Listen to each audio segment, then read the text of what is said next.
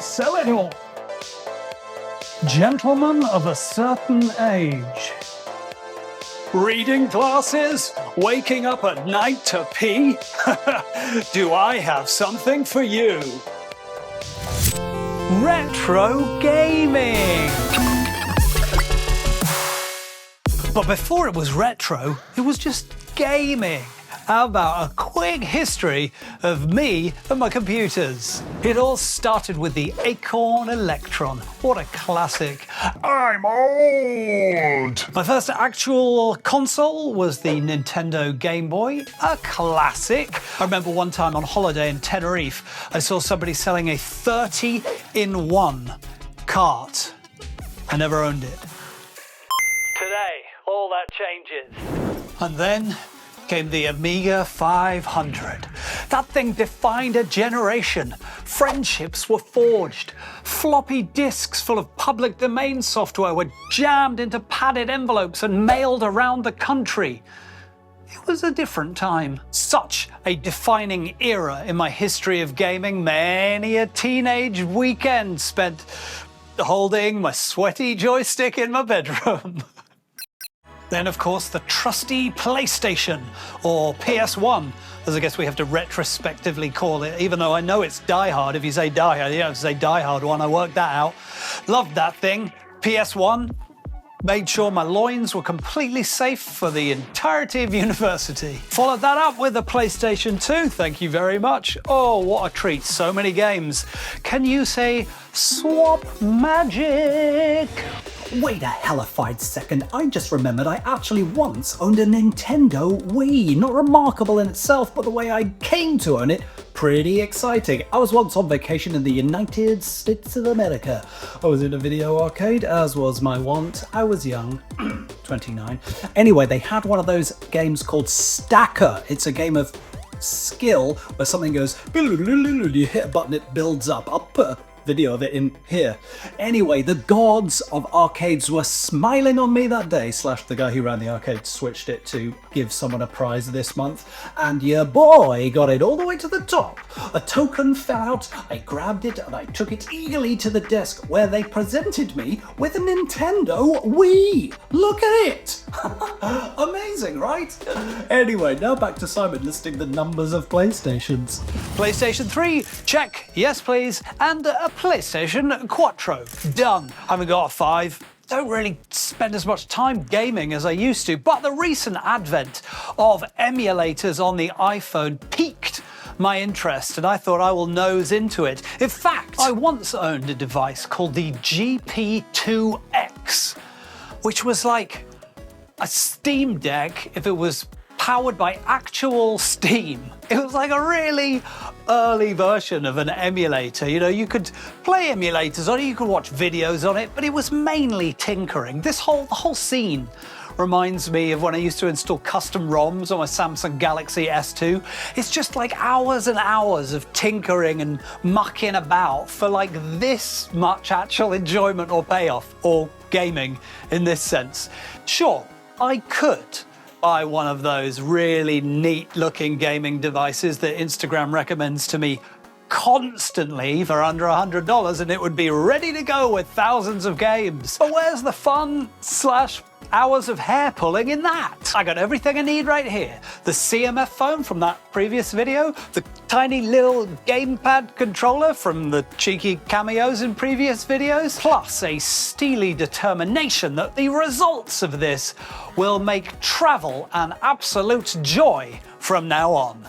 Apart from all the bits of travel that are generally dreadful, like people and airports and public transport.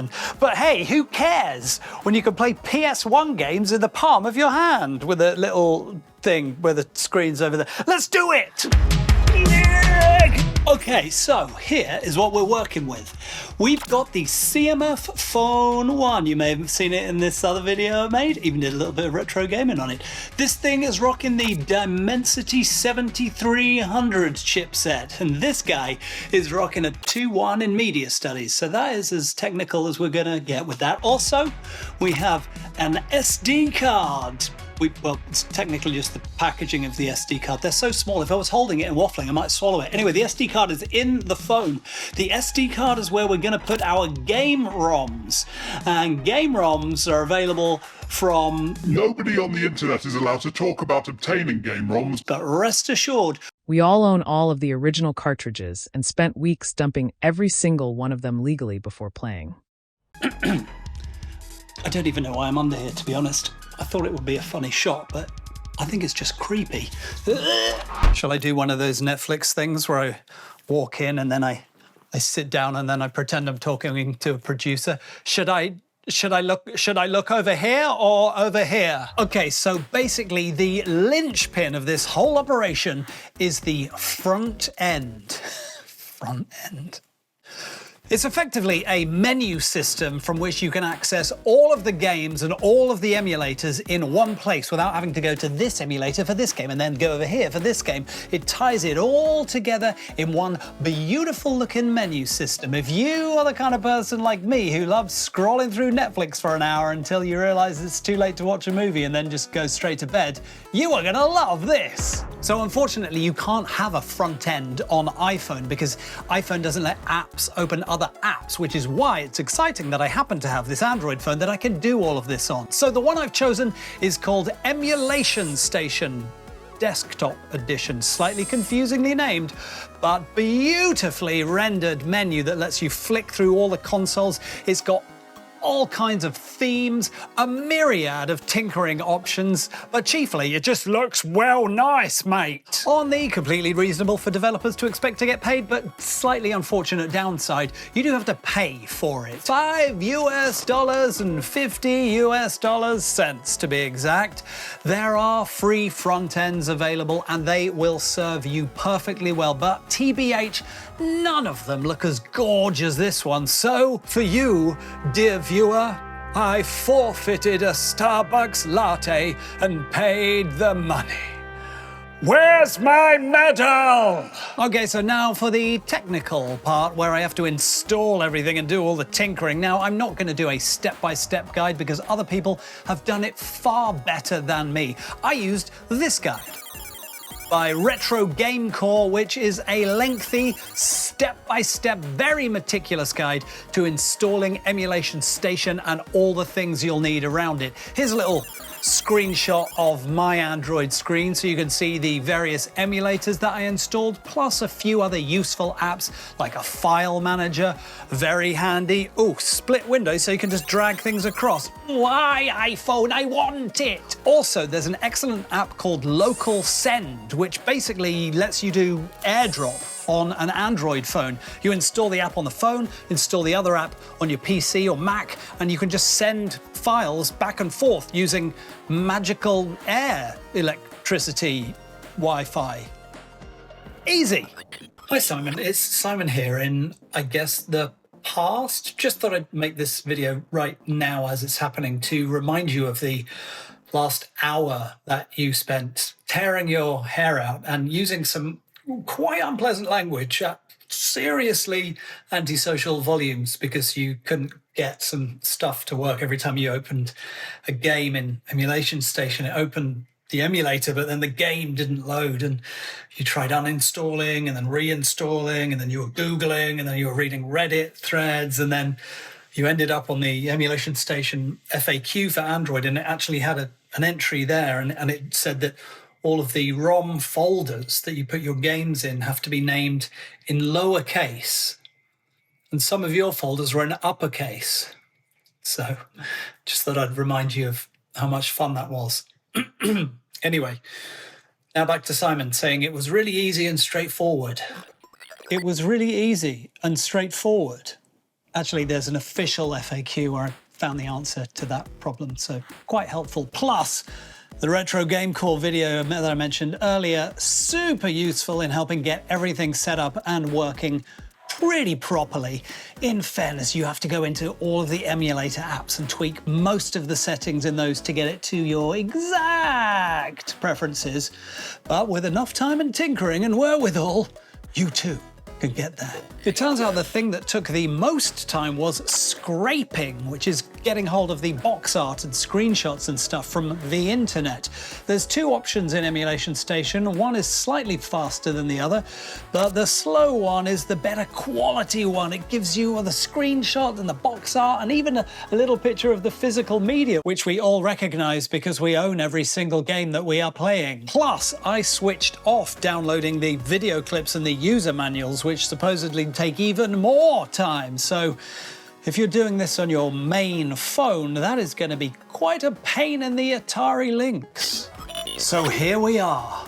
It's done. I even gave it a nerdy little retro wallpaper. Emulation Station, or Emu Stash, as no one calls it, in all its glory. Look, I even made the wallpaper Yoshi as well. Some people might say I have too much time on my hands, but if you're going to do this, you'll probably need it. It's a lot of fiddling around, but you can eventually get everything to work as you like it. You've got to go inside all the emulators individually, get all your settings right, and the controllers doesn't necessarily do everything you want initially. Quite a lot of finagling, quite tiring. Wouldn't mind that latte after all, actually. But when it's done, you're going to have this guy. Let's go to the shiny sideways view. Oh. Zoom in, and there it is in all its glory. Yeah, it does look pretty good actually, if we're being honest. Oh, my childhood. Amiga is there. Wii is there. Game Boy is there. PlayStation is there. Woohoo! Growing older all the time, but growing younger. Even PS2 is there, running pretty decently if you tweak it about, to be honest. Glory be, look at all those beautiful box arts and screenshots and even pictures of the physical media, which we all recognize because we own all of the original copies. No further questions at this time. And let me say this 8-bit Do microcontroller is an absolute treat. It's so tiny, it fits in your pocket or your pocketbook or your purse or your backpack or your mouth, but sometimes it's a little bit fiddly, and also it doesn't have analog sticks. Oh, it's so tiny and wee, and it's great for traveling, but I said I wanted a retro gaming powerhouse. Now, I've had this $30 controller sat in a shopping cart for several months and I've just not quite clicked buy. It's by a local company for local people called EvoFox, but I'm not 100% sure if it's actually made locally or it's simply a sort of rebadged cheap Chinese generic controller, because there's quite a lot of similar ones elsewhere. In fact, it's available on AliExpress for about half that price. However, AliExpress does not ship to India, where I currently am, so bear with me just one second. On behalf of all of us on board and British Airways, I'd like to thank you for choosing to fly with us today, and we look forward to welcoming you back again very soon.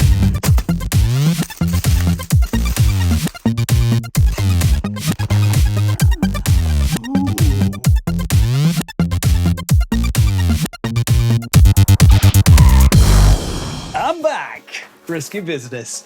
Let's get straight to it. This thing is an absolute, pun intended, a game changer.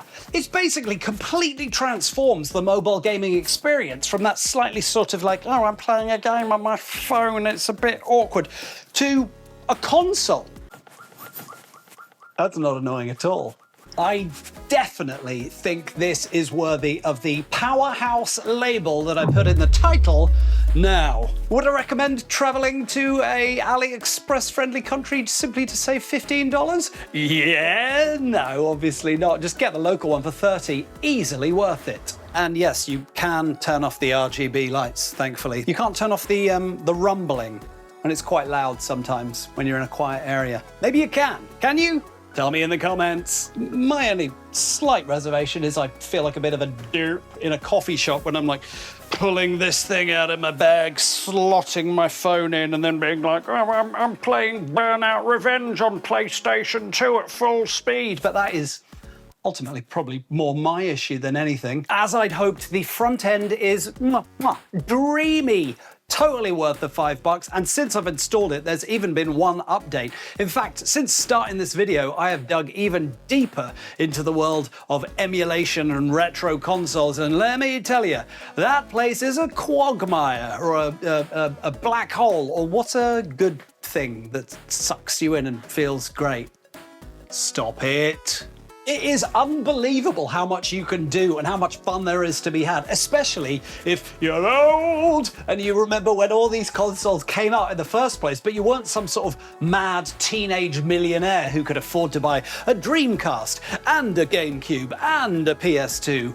Now you can enjoy them all from the comfort of your own palm. What is that? All the old stuff up to like 16-bit and even PS1 runs absolutely fine. Once you start looking into GameCube, Dreamcast, PS2, that's where you need to start doing the old hair pulling and fiddling. PS2 especially needs a bit of tweaking and tinkering, game dependent. There's quite a good Reddit thread I found on this. I will link that below. Also, I'm not 100% sure if you should be running the US versions at 60 frames a second or the EU versions at 50 based on speed versus performance, but ultimately at some point you're gonna have to fiddle around with it yourself and just see what works for you. I actually think my favorite emulator out of all of them is the PSP PlayStation Portable via the emulator called PPSSPP, a long forgotten classic that is actually home to a shed load of AAA titles that look and play as good as, if not better than stuff on the PS2.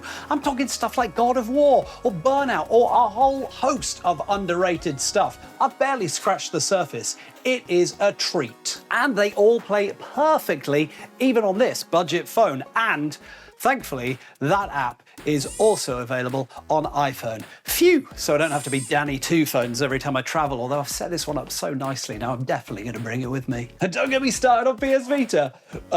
You probably wish you can't really, I couldn't get a lot of things started, and if they did start, they ran very slow. Few things absolutely fine, and if you've got a higher spec Android phone, I reckon you're in for an absolute treasure trove treat time.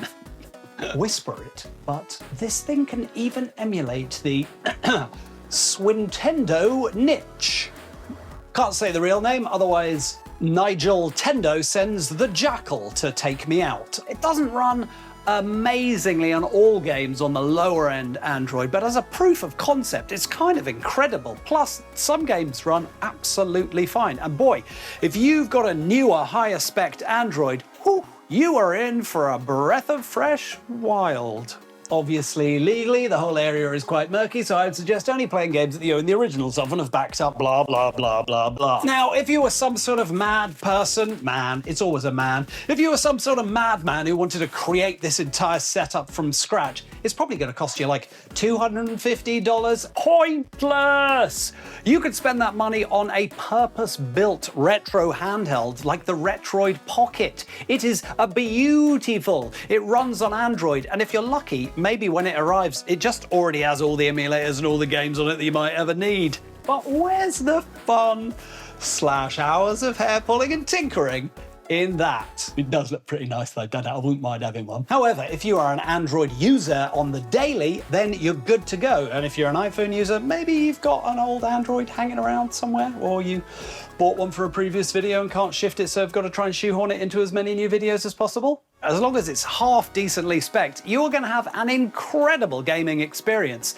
And oh boy, if you've got a newer, higher-end Android, that thing is going to be a beast. Anyway, I'm going to get back to playing Split-Second Velocity on PSP. Give us a like and drop a comment recommending your favourite underrated retro game below. And I will buy the original carts from eBay for several $100s and the equipment to port them into ROMs and then put them on my SD card. And you could even subscribe if you felt like it. There's loads of random other tech stuff like this. There's videos dating back years. Maybe you want to see what it's like to be a stand-up comedian in the late 2010s in the UK.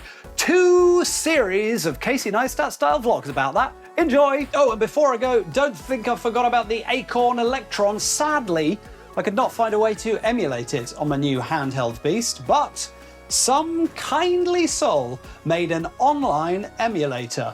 I'm all